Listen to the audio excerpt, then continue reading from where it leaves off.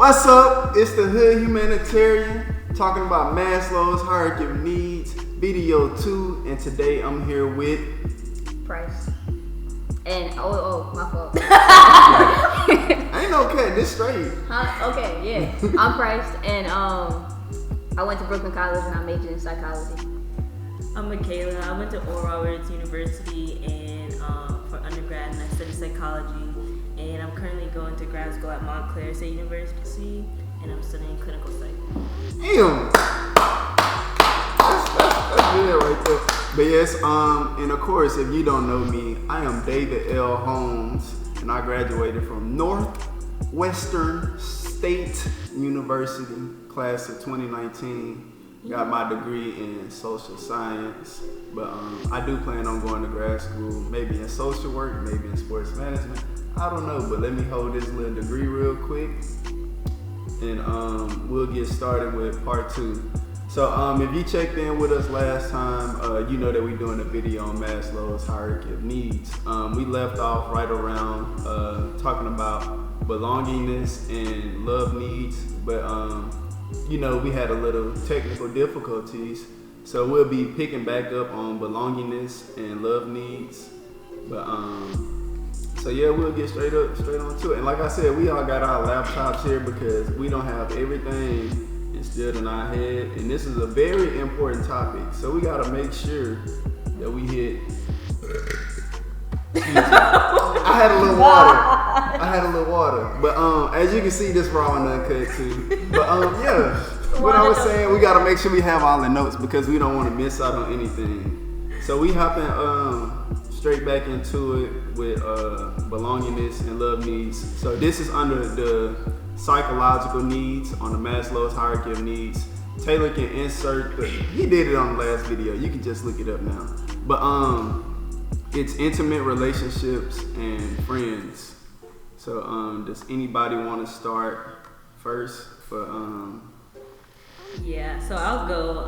I really like this tier because I feel like it pertains to the Black community, simply because it's talking about, you know, intimate relationships, your friends. It's talking about the people you really surround around you. So like even if like gang members or family members, it's just your support system. So I say that this pertains to the Black community a lot because we have things where it's like we have Black Twitter or like we have Instagram where we really support and take care of each other, even if like we're having a struggle or we're going down or we need support. Like even if you don't have that in your physical circle, like we have it on Instagram or social media. So that's why I love this tier.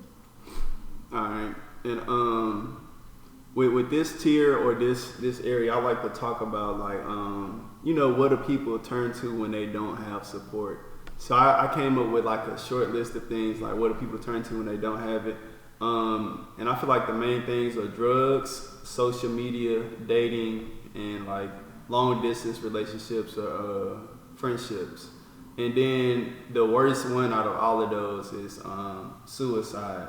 So just first talking about like drugs, when people don't like hit these basic needs that you saw in the last video, and they can't really focus, they don't have anybody to talk to, they feel like, you know, maybe it's marijuana, maybe it be a stronger drug, or sometimes it can be alcohol. A lot of people that are depressed, they want stuff that basically sedates like all of their thoughts and like try to calm them down or help them escape their environment because again, they don't have the friends or the relationships to escape that stuff. Social media can be a good outlet for people. Like she just mentioned, Black Twitter. When you got a whole nother community that could be in Florida, Texas, Montana, like somewhere else, and you can be struggling with something. I don't know, you might be in Georgia, but and you might not have the community that supports you the same way. So when you got social media, you literally can get support from everywhere. So I remember I saw something on Twitter and somebody was like, man, I don't feel like doing this anymore. And then it was just a bunch of positive messages. Now, nobody probably actually knew that person, but those kind gestures, those like friendly gestures actually probably helped that person like get along or like get through their day because, you know, life can be tough. And then also dating, like sometimes your spouse Is that the correct term? Spouse, if you're not married. It don't matter. Significant other. Significant other. There we go. Significant other. All right, so yeah, that person can be like your support because that's the person that you're closest to. You might not be close with your family, and that person can be there, and they can either help you or they can actually pull you back because that's a different topic when you talk about relationships and long distance relationships. Like we said, social media. You got people from all over the country. Your chair in my way. He just hit my little elbow. You had to give me no attitude. So this right here, this right here, you know what? Let me not even play like that. This is my friend, Price. I don't know how she play a lot sometimes, but sometimes you need a positive spirit around you to lift you up sometimes, and that's what these two definitely give off. But and then like another thing, like when the people don't have any of these outlets, like suicide becomes a thing. Like it's like, man, they just going through it so much, and they're like, I just don't want to deal with any of this anymore. And unfortunately, it results in like suicide.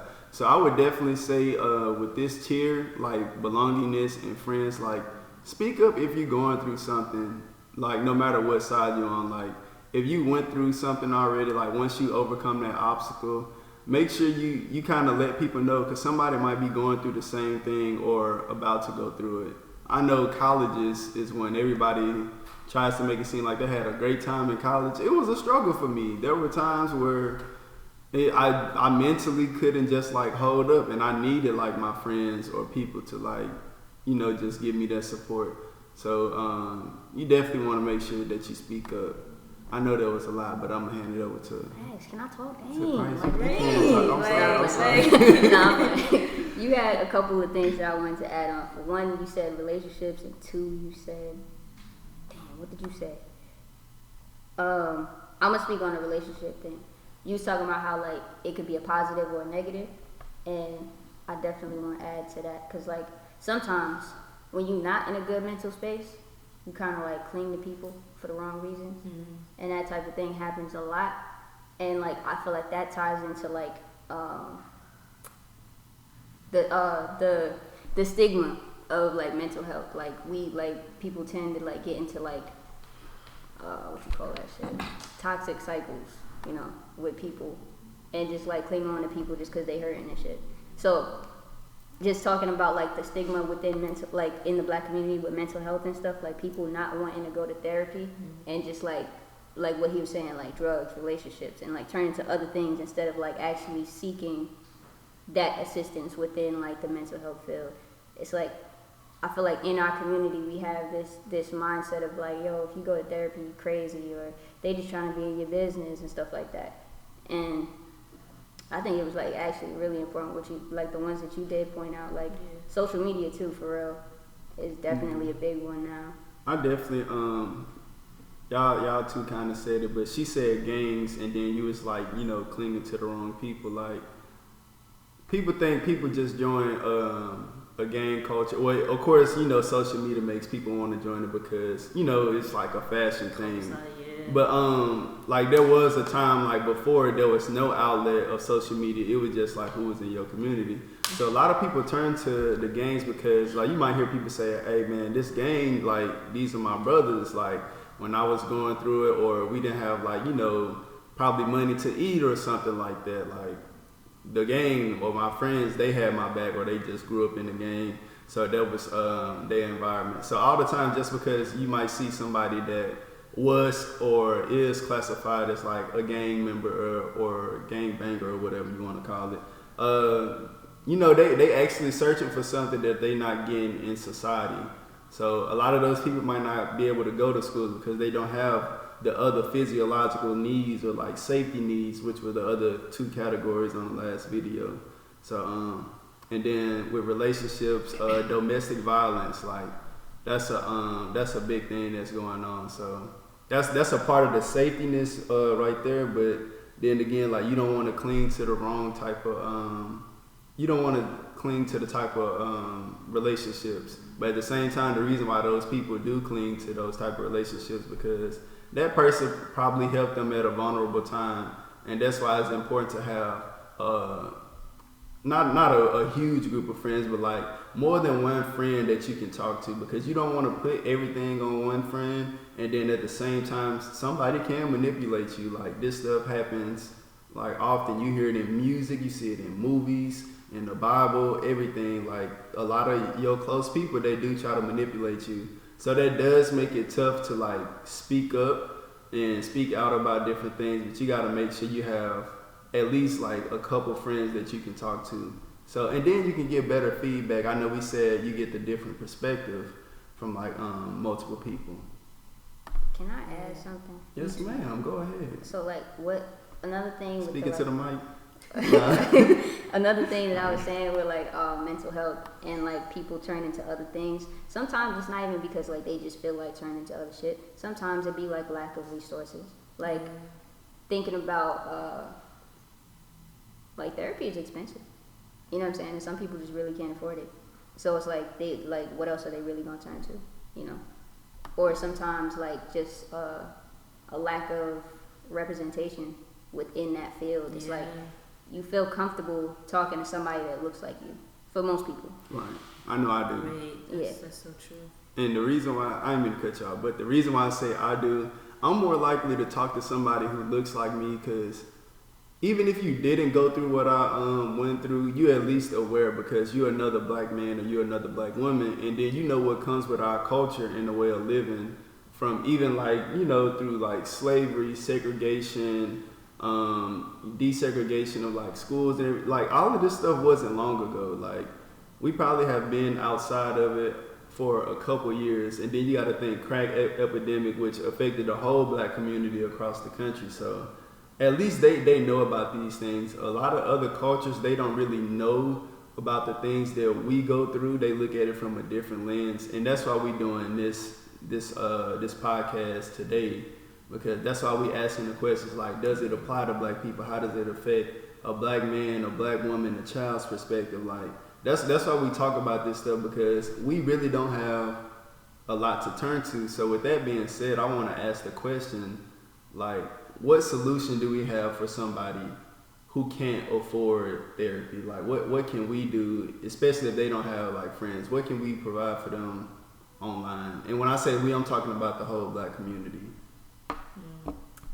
I think for me and for my friends, a lot of things that has been helping us in this time.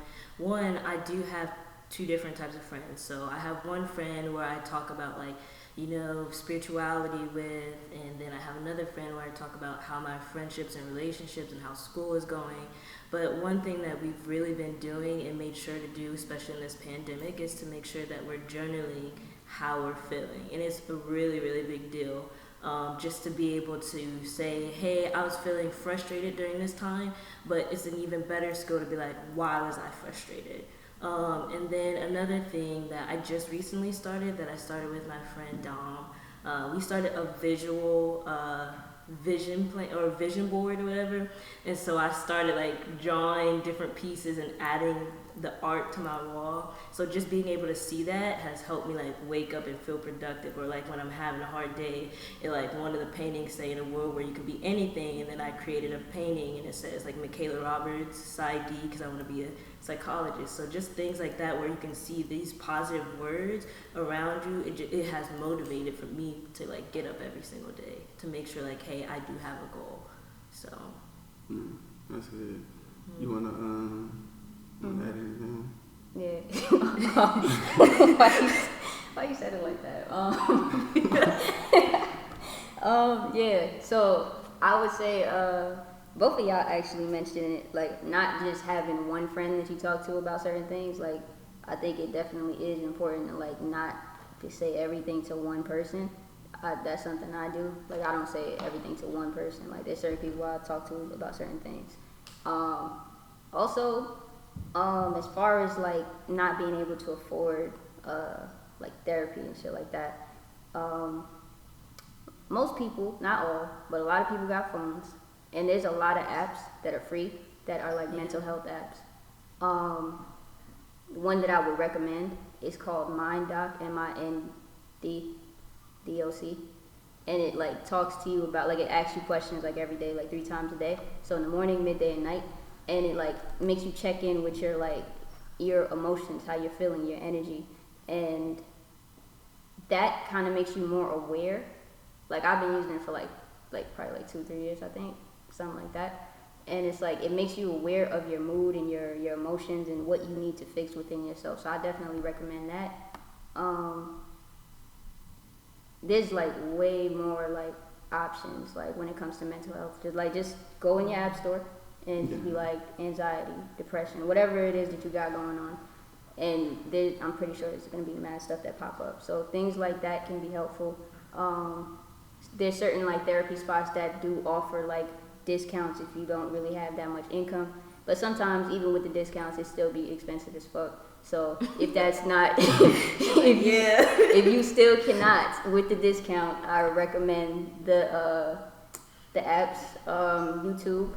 Yeah, they got a lot of resources. University. Hey man, big shot. This whole video is on YouTube. That's how you watching this right now, and this is actually helping you. Right. But like me, I know for me, I took a different route. Something that helped me was like activities. So it was a sport for me.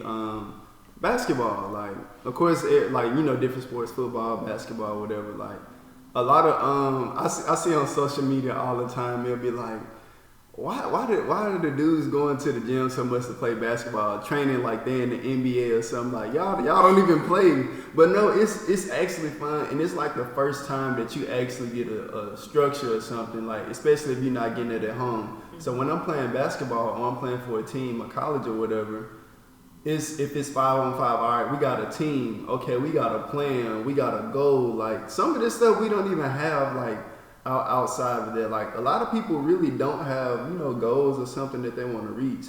So just like playing the sport, having activities, you want to make sure you're in a space where it's a lot of opportunity. Now the reason why I said that is a lot of these communities don't have opportunities, so we need to surround them with opportunities, meaning other stuff besides sports, because everybody can't dribble a ball, or everybody can't sing or like rap or like do music. That's like the main 2 things that they say you can make it out of the hood with. But so we can have different stuff like photography, writing. It's a lot of stuff, a lot of activities that we can do so people can express their art. Everybody has some type of art that they need to express, and I feel like with this category, like when you have those friends and everything that support you, like you got to think, what are they supporting? They're actually supporting you in your art, so you need to figure out what your art is. That was amazing, but I want to add to it too. What I think we need to fix within ourselves is like what you were saying, like with the support. Like if you got a friend that has something going on, support that shit, bro. Like if you really their friend, just support it, bro. That's so important. That's all I had to say. Alright, so we back rolling. That was a good clap too. I don't know if y'all get to see the clap, but it's this little thing we do before we record to let them know when to like sync it up or whatever. Just like how they do that. Anyway, we on Maslow's hierarchy of needs. And we'll be doing the session that says esteem needs. But before we go over esteem needs, I'll go back over the questions that we the solutions that we try to find. So we want to figure out, does this apply to Black/African Americans? Do we need to follow this chart? How does this affect Black people from a man, woman, and child's perspective? How would this advance the culture? And what effects can a person have if they skip this particular step? All right, so Michaela, can you tell them what the esteem needs are? So esteem needs is prestige and feeling of accomplishments. What does prestige mean? It's like, I don't know, like highest honor or something. Highest honor. Let's see. Prestige. You like when like you kind of like respect somebody because of Oh, like they yeah. wherever like whatever level they at, kind of. That's what it says. Okay. Like widespread respect. Yeah, I really didn't know what prestige mean, but we got Google, so we go into the research department real quick. But yeah, feeling of accomplishment. So I'll speak on it first while they while they're looking up exactly what prestige is. But yeah, the feeling of accomplishment. Everybody has to go through that feeling of like they making progress, or like, hey, I'm doing something with my life. I'm getting better. That's why I know every New Year's, even though I don't follow like the same type of thing for New Year's, but even every New Year's, they're like, hey, I got these goals, these resolutions, and this is what I want to accomplish.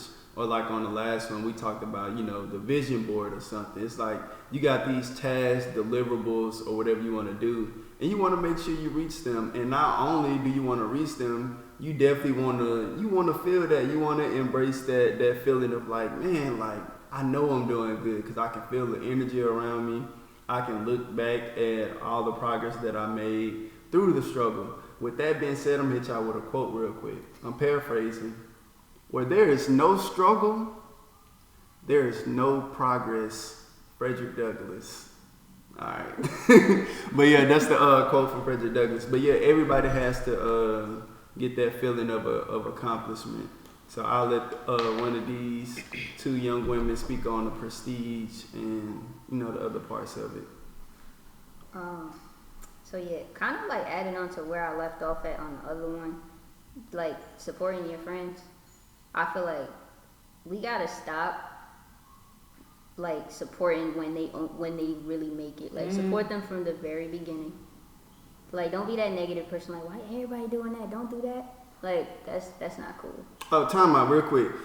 She talking about support. You know how you can support this? Like, comment. Hey, subscribe. Share this with somebody. I need the support, man. I be getting like 15, 16, 17, 18 views. Like, come on, man. Support this. This for y'all. And since we on the topic of support, look, Hood Health, this not even my brand. I'm the Hood Humanitarian, but I'm supporting Hood Health right now. This a whole nother brand. Make sure y'all follow them. Michaela got on the black brand. She got on the black brand. You got to support people. Not when they just make, you can go finish what you were saying. You're going on. But yeah, like support your people when they just starting out. Don't be that person that's like, oh, I knew you would do it. Like when they actually do it. Don't be that person that's just like an asshole. Like, oh, don't do that. Don't be negative. Yeah. Don't be that person. Don't be that person. Like make sure your people feel like supported throughout their whole process. Don't just come in when they making progress. That's not cool. Facts. When you see the house and the cars and when it's like you can't help but to see it, don't show support. Then you know what I don't like? When people like get mad at you for trying something that they can't even do. Yeah. Like, don't be that person. And what I say is when people tell you like saying you want to go to the NBA, it's like, man, you can't do that. They really not telling you that you can't do that. They see that they can't do that for themselves. So that's what they see. Like, hey, that's too big for me to be doing. So you can't do that. That's what they really telling you. So people got to separate what they limit themselves to. And first of all, there's no limit with me.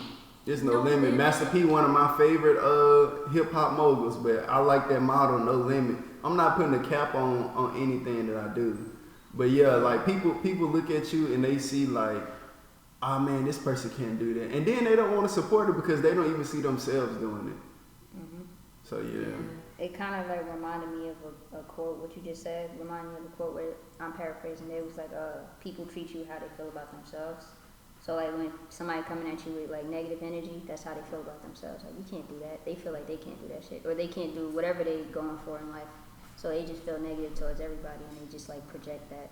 So if you have somebody like that in your life, don't pay them no mind. That's just projection. Yeah. That's how they feeling about themselves and what they got going on. They should be your belongingness and love circle, your intimate relationship circle. Yeah, my bad. But I was watching another podcast and this dude said, people will respect your business how you respect it. Mm-hmm. So even if they don't believe in it or they don't believe in themselves, man, you got to be extra confident because sometimes, especially with these goals and everything that you're trying to accomplish in life, and I'm not just talking about business-wise, I'm talking about personal esteem. Like this is actually esteem needs. Like, but you gotta be your biggest fan. You gotta be your cheerleader. Like that's what it is. I played basketball in college, and the whole time before I went to college, everybody in my neighborhood, it was a lot of people that there was like the fake supporters. And it's like, man, don't forget about us when you make it. when you make it, don't forget about us. As soon as I got to college, I didn't get money for a book. I didn't get a message to say, man, how classes are going. Like, man, how's financial aid? You know how to apply for this type of scholarship or something like that. You know what? Where are your games at? I want to come to a game. Like, or like, you know, it's just small stuff like that. It's different ways that you can support somebody, or you can show like your appreciation for somebody. So yeah, that's my take on it. You got something? Yeah, so I agree with everything you guys are saying, especially the part where it's like, you know, don't let anybody bring that negative energy around you. Sometimes when people say that, I kind of like to think about like taking the benefit of the doubt sometimes, because sometimes they don't even, you know, it's not that they try to be negative, it's just representation matters, and if they don't see it in their circle, then that's, you know, that's probably like, oh, you know, you guys are saying, they probably think that way because they haven't reached it either, but like maybe their mom ain't reached it, their dad ain't reached it, they ain't never seen anybody else reach that level. So sometimes I like to think of the benefit of the doubt. And then also like with the self-esteem and the feeling of accomplishment, I know I had learned that this is like when you yourself you really start to get competitive like in yourself, not necessarily like, oh, I want to be better than this person and that person, but you want to be the best you that you can be. So I really like that y'all was talking about like different groups of people who you should have around you, because it really goes with the tier underneath with the intimate relationships and the friends, because if you have that and you have that tier like set in stone, then like you start building up that confidence. I know people gonna come out support me. I know they're gonna try to help me. Like even you, I'm trying to get to my doctorate program, and you're like, I know who this person you can reach out and he can like give you sponsorships and just show me different resources. Like when you have that third tier really set in stone, that self-esteem, and you working to be the best you, or the best teacher, the best student, the best daughter, whoever, father even, that you can want to be, like that's when that tier really starts to build up, your esteem starts to build up, the psychological needs. So that's how I feel about this. Yeah, and even with like the prestige, feeling of accomplishment, you gotta, the reason why we say and we saying support as like the whole thing, you have to show it to other people that are doing something, even if you don't agree with it. If it's anything that's like a positive movement, like you gotta support it. Like we said, how does this advance the culture? This can advance the culture by giving them representation. Okay, so let's say nobody has ever done it. Like for me, I'm the first in my family to go to college, play basketball, and graduate, like all in one. But what if everybody would have just told me like... Can we just clap it up for that one time? I know, that's big. I'm dead ass. But yeah, so what if everybody would have told me, you can't do that, you can't do that. And I would have been like, dang, so I can't do this. Like this is in my head. This is like a psychological thought right now. And I'm actually believing it, so I don't even go. But now, because I went to school and I did everything that I did, now when I go back to my community and I had these talks with like the youth or somebody that's the same age as me, they have representation. And all this started was from like an idea and like people just supporting the movement. So that support, man, that can spark a whole bunch of stuff. That's really advancing the culture, support. And I know this is kind of like a different thing. Like the NAACP came out with a research, and they said today the black dollar stays in our community for 6 hours. There was a time when everything was segregated, when we didn't have a choice but to support each other. So everybody flourished. Like you hear stuff about Freedmen's Bank, Black Wall Street, Wilmington, Carolina. I don't know if it was North or South. But you got places like that flourished because they had no choice but to support each other. But when people got a choice, they stopped supporting their own, and they start like giving their resources and time and encouragement to everything else. Even today, like you might see somebody, look, I just spent $25,000 on a Birkin bag, but you got a sister who makes like some purses or handbags or something, or selling clothes, and they might have something priced at $25 a shirt or $200 for a purse, and you got a problem with it, but you'll run off and support somebody else and then complain that we don't have the same representation or nobody is doing it. So we kind of contradicting ourselves when we do stuff like this.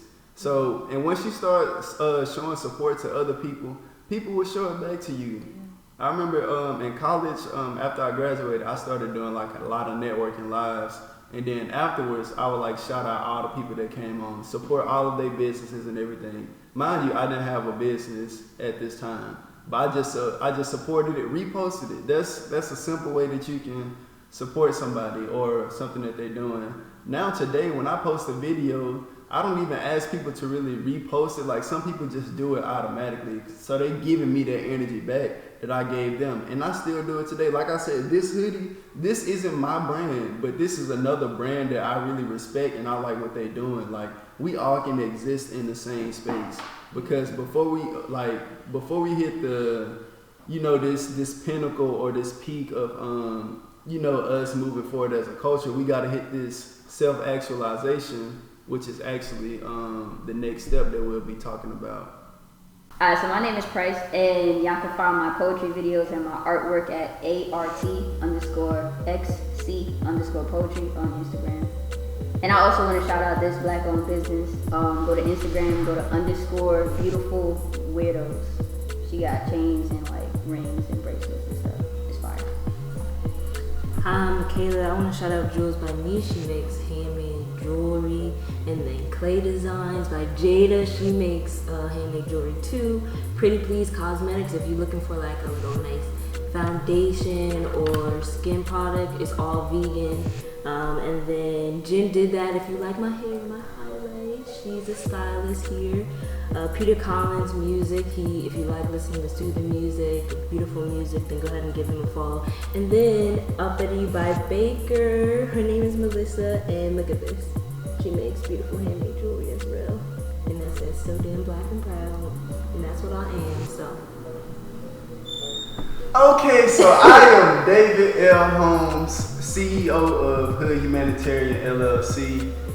You can support me by subscribing, sharing videos, reposting on YouTube, Instagram, telling other people to follow. And you can also support me by following these long list of businesses that we got in credits right here. So I don't know how this edit going, but we got a whole bunch of names and Instagram stuff just popping all the way through that. So that's the way y'all can support me. But I'm the Hood Humanitarian, and I'm out.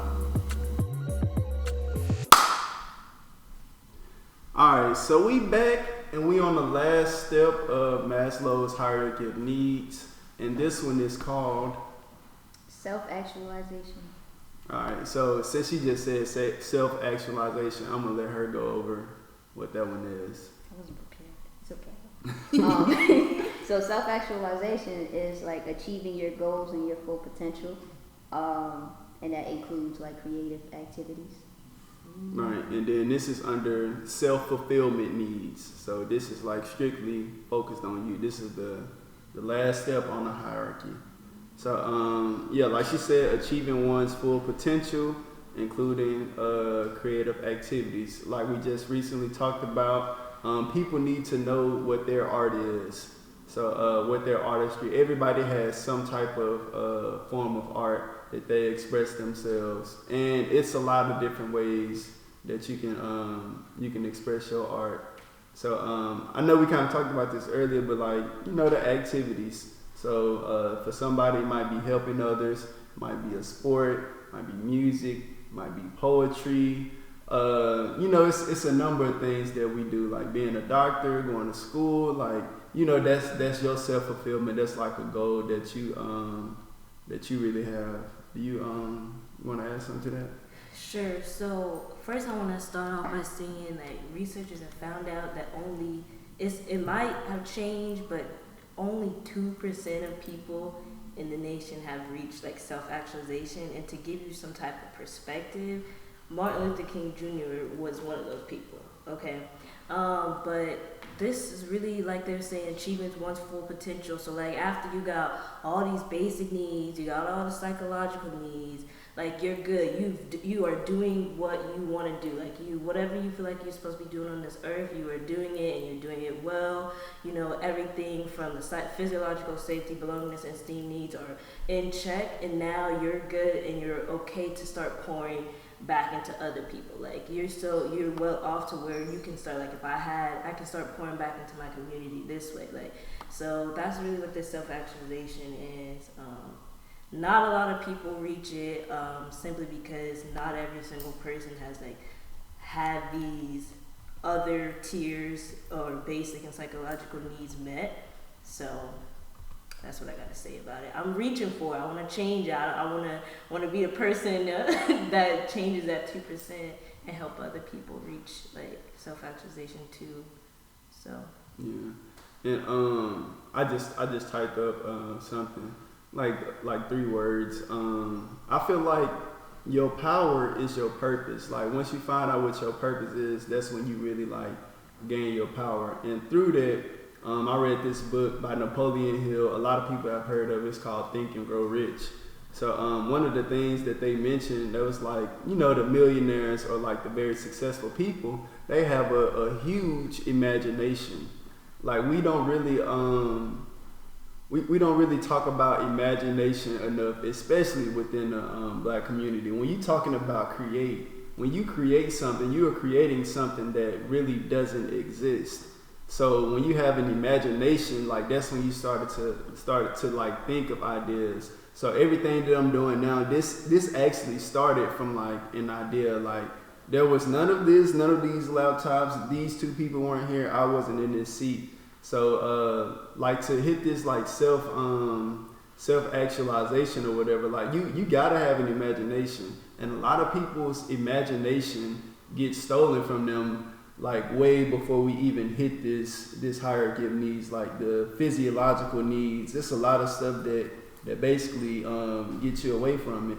And then when you say words like goal or dream, like how do you get this without an imagination? So when you taking somebody's imagination away, you taking away they purpose, and then you are also taking away their power.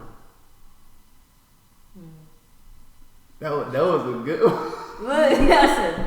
Hey, that was a good one right there.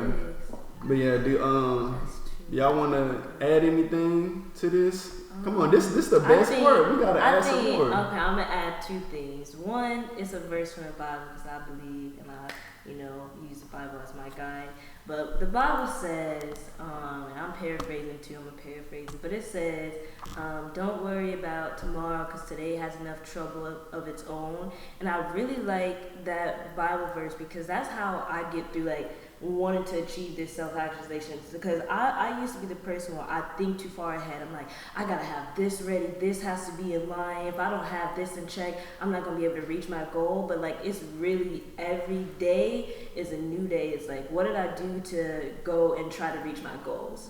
And then another thing is a motto that I created that I live by, and it's the thing that like helps me want to be like get to my goal as a psychologist is that, do not let your current or previous circumstances define your future success. So it's kind of based off the Bible verse, but like it's my own spin on it. So it's like, that's really true. Like if something happened, just because like it might have not went the way that you wanted, I like to say like dreams deferred, or what's that quote? Like dreams deferred aren't not like dreams. Your dreams aren't like necessarily impossible or whatever. You can still get it, even if it's like it takes a different route or it takes much longer. You have to keep that in your mind, like, hey, if it takes you 3, 4, 5, even 15 years to reach your goal, you need to hold on to that goal, because every day is not going to be easy. So self-actualization is just a hard step to reach, but if you change your mind frame, you meet all the needs. Yeah, I got 2 things. I'm glad she brought that up. And Steve Harvey, he says this quote in like one of his forums that he spoke at. But he said, "We have not because we ask not." So when you're thinking about your self-actualization, and even if you can look at it however you want, if you're not religious or spiritual, like you don't have to say you praying for it, you asking from a God. You can say manifest or like whatever suits you. But like, ask yourself or ask what you believe in or your God or like whatever. Like, what do you want? Yeah. You have not because you ask not. I can't say We can't even talk about a podcast if I didn't even ask for a podcast. So I'm not even trying to work towards that. This podcast wouldn't even exist. You gotta ask for it. I don't know how we gonna make it happen. And it actually happened, but it just started with asking. It started with that imagination, all of that type of stuff. And then another thing that she mentioned was time. Like there's no time that we know something is gonna work. Like let's say if this video hits a million views, who's to say like, okay, if it doesn't hit a million views in the first 10 minutes, like I failed. Like no, like don't put a time limit on it. You gotta work relentlessly. You gotta work until, if it was a number of hours that we had to put in for everything, we would be way more successful, obviously. Like if I needed if I had to put in 10 hours a day for 5 years to become a Grammy nominated artist, that would be easy. Everybody would just do that. It's like, oh, I want to be a Grammy nominated artist, so let me put in 10 hours a day every day. But no, it doesn't work like that. Unfortunately, we rely on like faith, consistency, all of that type of stuff. And our imagination, sometimes you don't know where you're going exactly, but you just got this goal in mind and you're just trying to create it. A lot of people say if you don't know a way, then make a way. So most of the time we really have to make a way. And I feel like that's very important. Like when we talking about like how do we fulfill a purpose, like it's a lot of steps that you got to take to get there, which we talk about on this level. But like I know I sound like repetitive, but like your imagination, you staying consistent, like all of this is very, very important to like hitting this actualization. Yeah. So can I say one thing about imagination? So I want to be a psychologist, and like the what I want to do is like create an outpatient program for former inmates, and combine it with a vocational program. Now, before I had all that, I used to tell everybody it was chicken scratch. They'd be like, "Oh, well, what do you want to do?" I'm like, "Oh, I got a couple of ideas. It's like chicken scratch, but I'll tell you." And there's this lady who was like, "Stop calling your dream and your imagination chicken scratch because words are powerful." So every time David says like you got to use your imagination, like I was using my imagination, but I was also like doubting myself and like being very negative because it's like I said before, representation matters. I haven't seen like a black psychologist do what I want to do, so it was just I don't even know what I'm trying to say, but imagination really does matter because that whole thing that I created in my head about combining both of the things with a curriculum program, all that came from just imagination and also praying. So imagination is key. Yeah. And it was a part that I wanted to speak on, even with imagination. And I'm referring back to the book Think and Grow Rich again. I don't remember the guy's name, but he had a story. It was like him at a table, and he was like he wanted to be this good business person or something. He had all these idols, and he actually had like posters and like cutouts of them like at the table. He kind of, in a sense, drove himself crazy. I guess that's what the book said, but I don't even look at it as crazy. But he actually had them sitting around the table in like cutouts and posters. But he actually manifested that and worked that until like them actually being there. So all of his idols and everything, they were actually beside him, like working with him. But you know how they got beside him?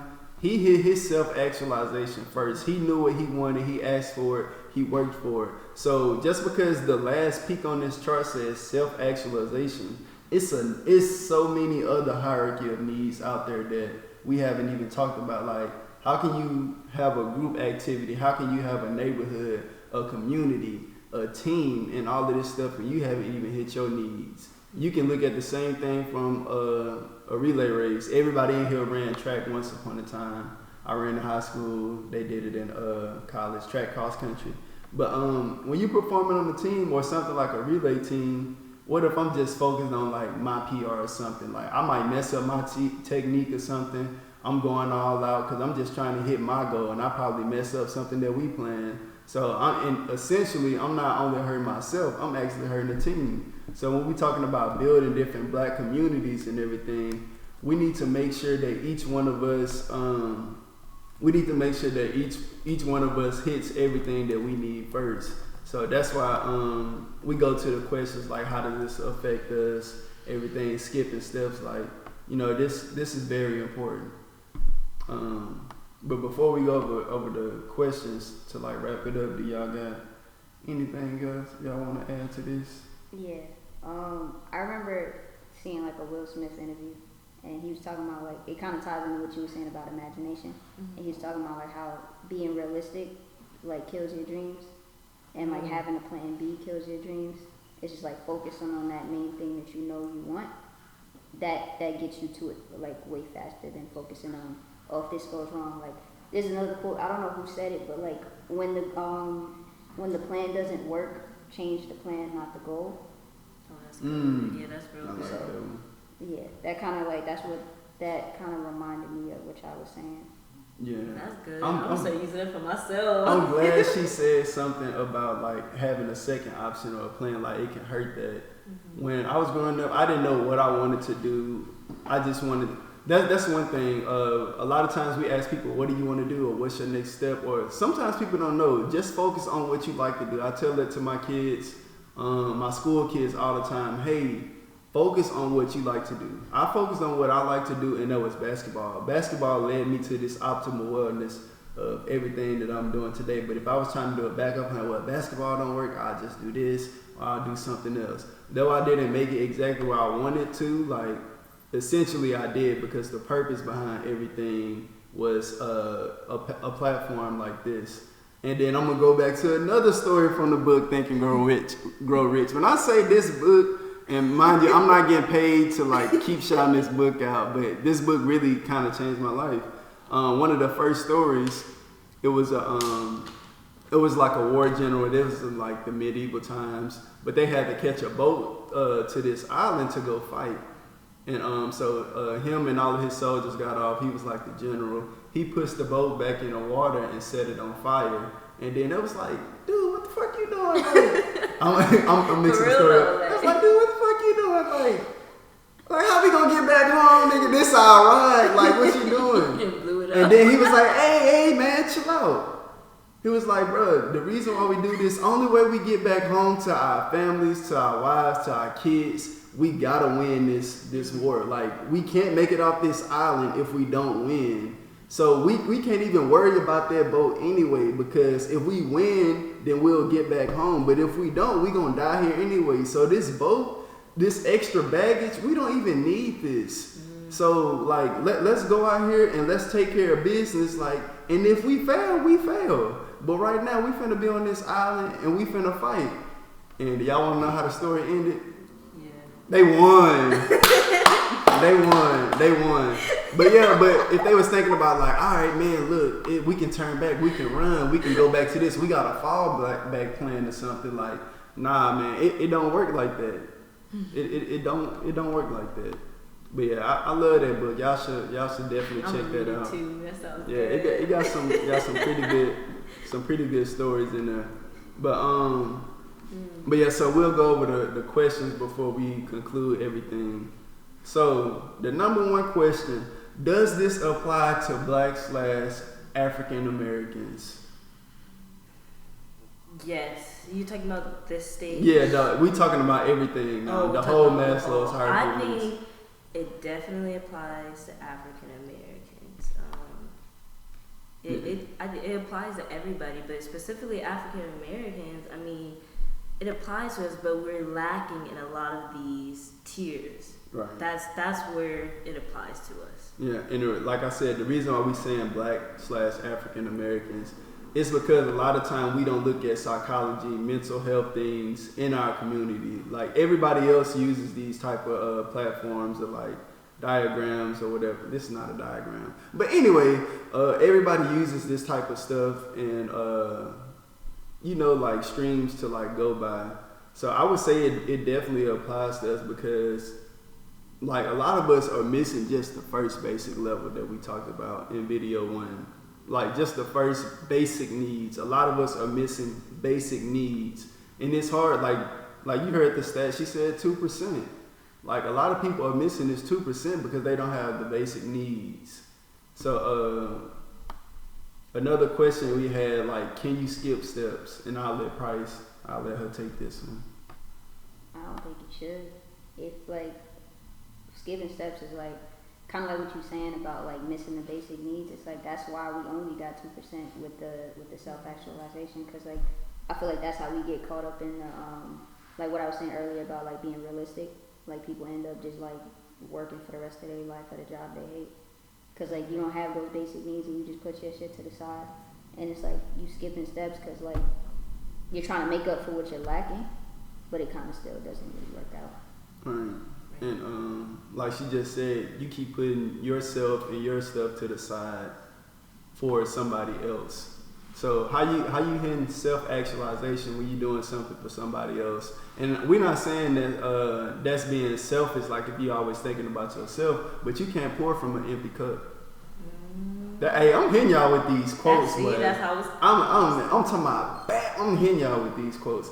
But yeah, you cannot pour from an empty cup. You got to make sure you right first, and you got to make sure you got the necessities that you need or have to like before you start working with people. Like I'm pretty sure nobody at this table or behind the camera would be here if they didn't hit like a self-actualization or like certain needs that they could, before being here. Like I wouldn't be able to give all this information if I didn't go through what I went through, if I had certain needs, if I healed from everything. Like I just wouldn't be able to sit in front of this table or even start this brand called Hood Humanitarian LLC. Like I wouldn't be able to do this stuff.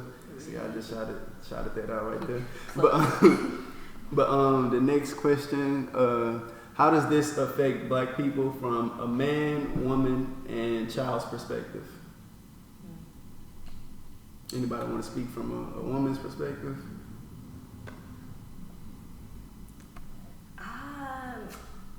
I see it as like a child growing up into either a woman or a man. Yeah. So that's how I'm viewing it. Child psychology.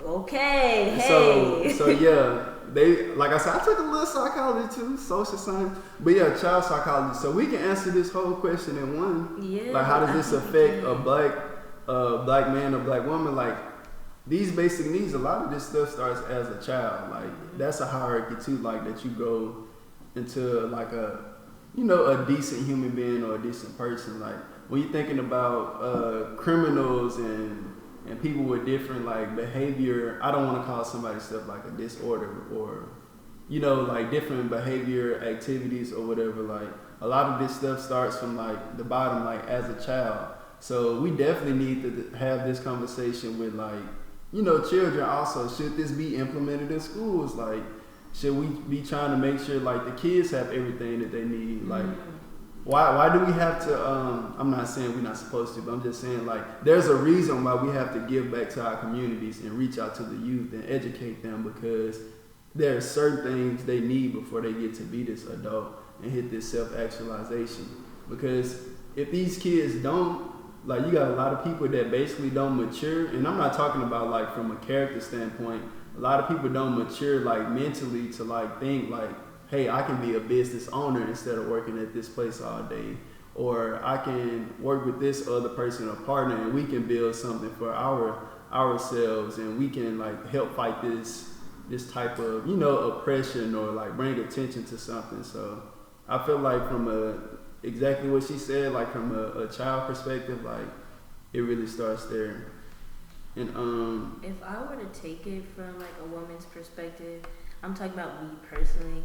I think I would analyze these tiers and be like, how can I break like generational curses, right? So like if I didn't have the basic need of like the safety needs and security, I'd be like, how can I, or even like with my future spouse or husband or significant other, how can we like provide a safe space for our family? How can we make sure that our child has food every single day to grow? So I think that's what I would do if I'm taking it from like a woman's perspective. And then the last question, how would this advance the culture? In one word, what would you say? How would it, like this whole hierarchy?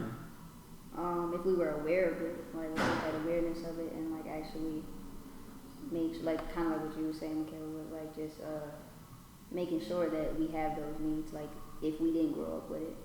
Yeah. That wasn't one word. I'm sorry. Yeah. I don't be listening. I'm gonna say, you got anything you want to say? How would this affect the culture or advance it? Mine gonna be one sentence though. It's one sentence. My pastor said it's positivity and negativity have the same amount of energy, except for one drains and one builds. And it's what kind of culture do we want to build? So. All right. So I'm gonna end it with a sentence too. Culture is learned or shared behaviors. So you got to think, what are people learning as a culture? What type of traits do they have? And then I'm gonna cap it by saying generational wealth. But yeah, that's it for our podcast. I'm David L. Holmes. We here with Price and Michaela, and this is Maslow's Hierarchy of Needs.